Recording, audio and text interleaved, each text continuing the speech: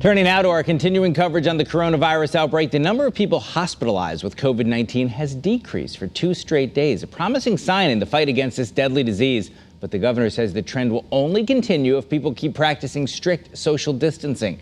For this reason, there's a new executive order taking effect at 8 o'clock tonight. It requires people to wear masks when out in public. Channel 3 Eyewitness News reporter Patricia Del Rio is live with the mobile newsroom in Rocky Hill. And Patricia, what do people need to know if they're leaving their homes today?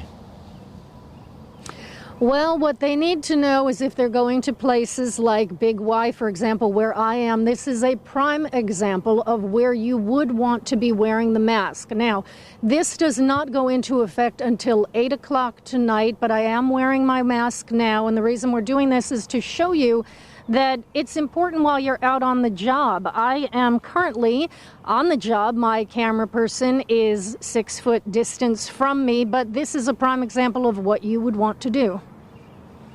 The number of cases of coronavirus still on the rise in Connecticut. As of last night, there were 17,962 confirmed cases in our state. That's up more than 400 people compared to the day before. 1,127 people have passed away in Connecticut due to COVID, and that number is also up by more than 40 people. And 1,901 people are hospitalized. That number's down. For the second day in a row, more COVID patients are released from the hospital. A step in the right direction, but far from a victory lap. Governor Lamont tweeting in part, "This isn't over. We lost another 41 Connecticut residents and we mourn their lives. Together we have an impact on flattening the curve, but if people tell you the pandemic has ended, they are wrong." The governor issuing an executive order for people to wear a mask in public if it's impossible to maintain social distancing.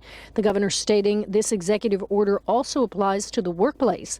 Employees will have to cover their nose and mouth at all times. Employers are expected to provide masks or cloth face coverings. If employers can't, they must provide materials and a CDC tutorial on how to make masks or cloth face coverings and compensate employees for their costs to make their own. So a lot of this boils down to common sense. If you're going out for a jog or if you're taking your dog for a walk, this is not the type of thing that we're talking about.